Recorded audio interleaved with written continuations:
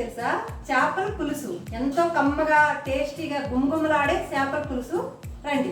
2 కేజీలు చేపలండి, రవ్వ, ఒక 4 పెద్ద ఉల్లిపాయలు ఫ్రైకి, ఒక 3 చిన్న ఉల్లిపాయలు ఏపుడికి, కొత్తిమీర, పెద్ద డబ్బగా ఎంత చింతపండు, జీలకర్ర మెంతుల పొడి, గరం మసాలా పొడి, ఉప్పు, పసుపు, కారము, ధనియాల పొడి, అల్లం వెల్లుల్లి పేస్టు, కరివేపాకు, ఆవాలు, జీలకర్ర.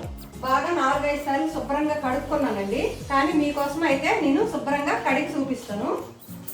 చేప ఎన్నిసార్లు కడుక్కున్నా సరే చాలా బాగుంటుందండి. నేనైతే ముందల 2-3 సార్లు కడిగాను. ఇప్పుడు ఉప్పు పసుపు వేసి మీకోసం చూపించడానికి మాత్రమే కడుగుతాను.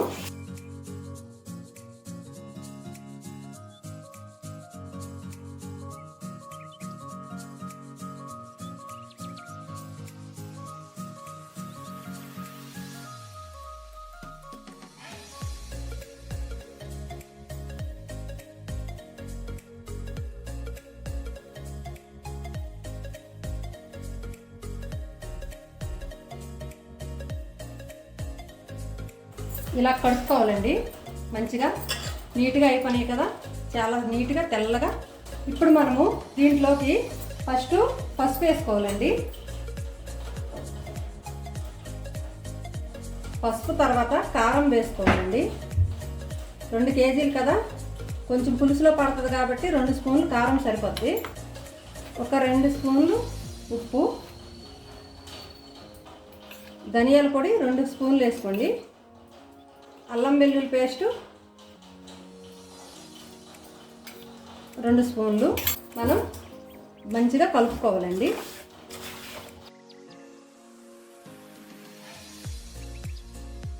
ఎందుకంటే కారం పడుతుంది, కానీ పులుసులో వేస్తాం కాబట్టి దీంట్లో కలుపుకున్నంత వేసుకోవాలి.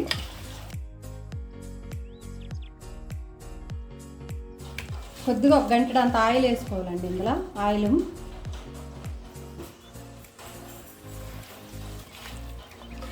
ఒక గంటడంత ఆయిల్ వేసుకొని మంచిగా కలుపుకొని ఇవి పక్కన పెట్టుకోవాలి. మనం మీకు చూపించడానికి ఇంత చింతపండు తీసుకోనండి.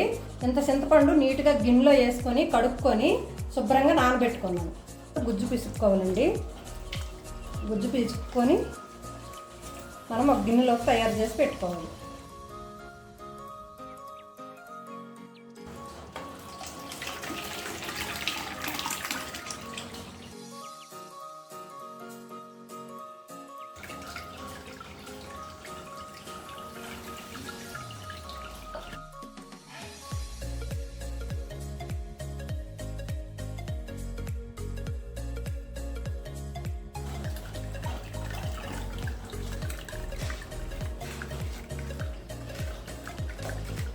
పులుసు రెడీ అయిపోయిందండి. ఇప్పుడు మందపాటి గిన్నె తీసుకోవాలండి. చేపలకి ఇలాంటి గిన్నె తీసుకోవాలి.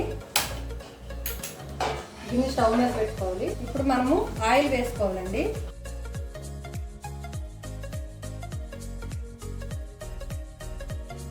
ఒక 6-7 గంటలు ఆయిల్ పడుతుందండి. చేపల పులుసు కదా.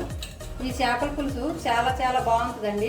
ఈ చేపల పులుసుకి చాలా ఫ్యాన్స్ ఉన్నారండి. చేపల పులుసు నా చేతితో చేస్తే చాలా బాగుంటుందని చాలా మంది చెప్తారు.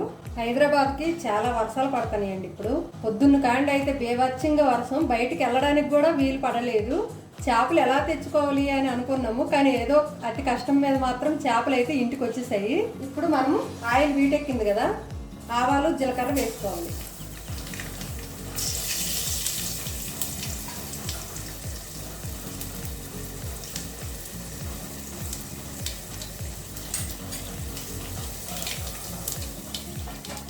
ఆవాలు జీలకర్ర తర్వాత ఆనియన్స్ ఒక 2-3 మీడియం సైజు కట్ చేసుకున్నాం కదా, ఒక 4 మిరపకాయలు వేసేయండి.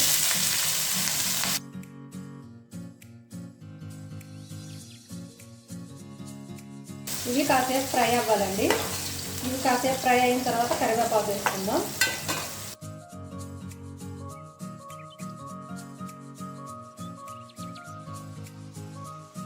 ఇప్పుడంతా కరివేపాకు వేసుకుందాం.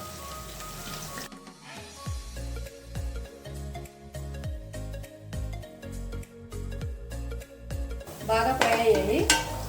ఇప్పుడు మనం ముందుగా పిసుక్కునే చింతపండు రసం ఉంది కదా, ఆ రసం ఇందులో పోసుకోవాలి.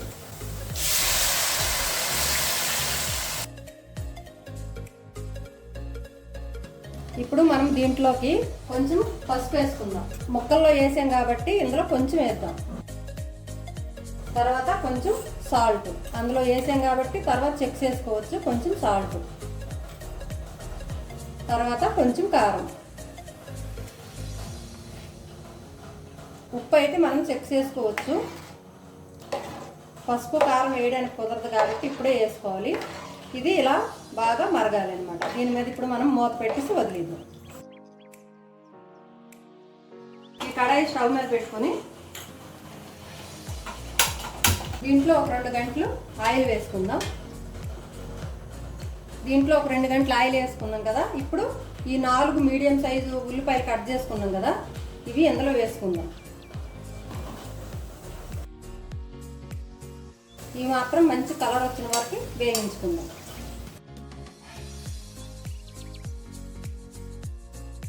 ఈ చేపల పులుసుకి ఏ టైంలో ఏది వేయాలి అనేది నేను వివరంగా చెప్తాను.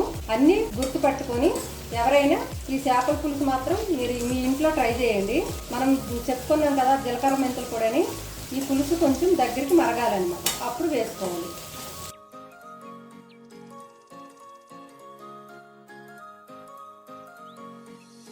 ఈ వంట నాకు ఎవరూ నేర్పలేదండి. హైదరాబాద్ వచ్చిన తర్వాత నేనే నేర్చుకున్నాను. నేను నేర్చుకున్న తర్వాత ఒక్కసారి కూడా ఫెయిల్ అవ్వలేదండి. చాలా బాగుంది, చాలా బాగుందని మా ఇంట్లో చెప్తూ ఉంటారు. ఈ చేపల పులుసు మాత్రం నా ఫ్యాన్స్ చాలామంది ఉన్నారు, చాలా బాగుంటుందని కూడా చెప్తారు.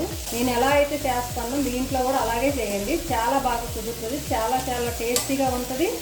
3-4 రోజులు బయట పెట్టించినా కూడా ఏం ఖరాబ్ కాదండి, చాలా బాగుంటుంది. నేను చేపల పులుసు వండిన రోజు మాత్రం 2-3 కేజీలు చేపల పులుసే పెడతానండి. 2-3 రోజులు మాత్రం బయటే ఉంచేస్తాను, చాలా బాగుంటుంది. ఇందులో కొంచెం సాల్ట్ వేస్తాను, తొందరగా అయిపోద్ది.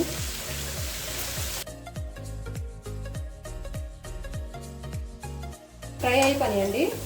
ఇప్పుడు చూసారా, ఇలా ఫ్రై చేసుకోవాలి. ఆనియన్స్ చక్కగా ఫ్రై అయిపోయిన తర్వాత మనం స్టవ్ కట్టించి ఇది చల్లగవ్వాలి. అయిపోయాయండి. ఉల్లిపాయలు బాగా వేయించుకున్నాం కదా, చల్లగా అయిపోయి ఇప్పుడు ఒక మిక్సీ జార్లో తీసుకోవాలి. మిక్సీ జార్లో తీసుకుని మనం మెత్తగా పేస్ట్లా పట్టుకోవాలి.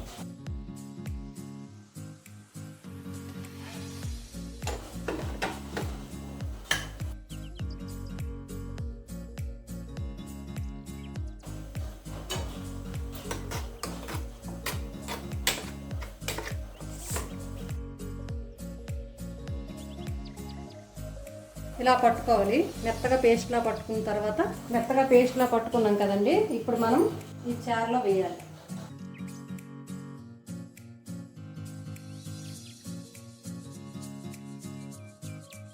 ఇప్పుడు ముందుగా మనం మిక్సీ పట్టుకుని జీలకర్ర మెంతుల పొడి వేసుకోవాలి.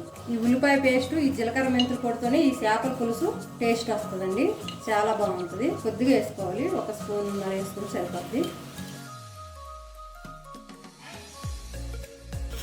ఒక 2 నిమిషాలు మరగాలి.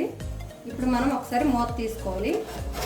చూసారా ఎంత చక్కగా ఎంత బాగా ఉడుకుతుంది. ఇప్పుడు మనం ముందులా కలుపుకుని చేప ముక్కలు ఉన్నాయి కదా, ఆ చేప ముక్కలు దీంట్లో వేయాలి. లైన్గా వేసుకోవాలి, ఒక దాని మీద ఒకటి వేయకుండా లైన్గా వేసుకోవాలి. అందుకే ఈ చేపల పులుసుకి పెద్ద కడాయి తీసుకోవాలి అన్నమాట. ఇప్పుడు మనం ముందుగా కలిపి పెట్టుకుని చేపల ముక్కలు వేసుకోవాలి.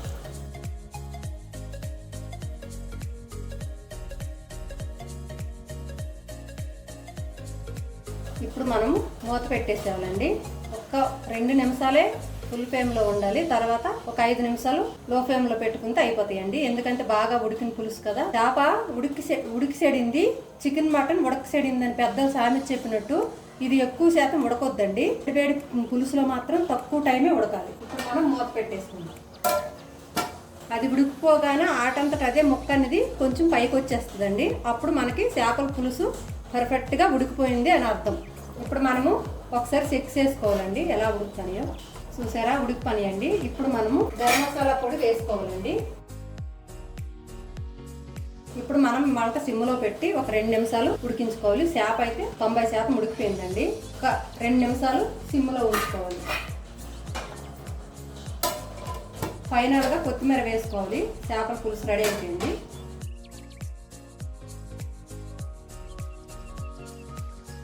ఎలా రెడీ చేసుకోవాలో అంతా చెప్పాను కదా. చాలా చాలా టేస్టీగా, చాలా రుచిగా చేపల పులుసు రెడీ అయిపోయింది. ఈ చేపల పులుసు మీ ఇంట్లో కూడా ట్రై చేయండి. ఎలా వచ్చిందో కామెంట్లో చెప్పండి. ఈ వీడియో కనుక మీకు నచ్చినట్టయితే లైక్ చేయండి, షేర్ చేయండి, సబ్స్క్రైబ్ చేయండి.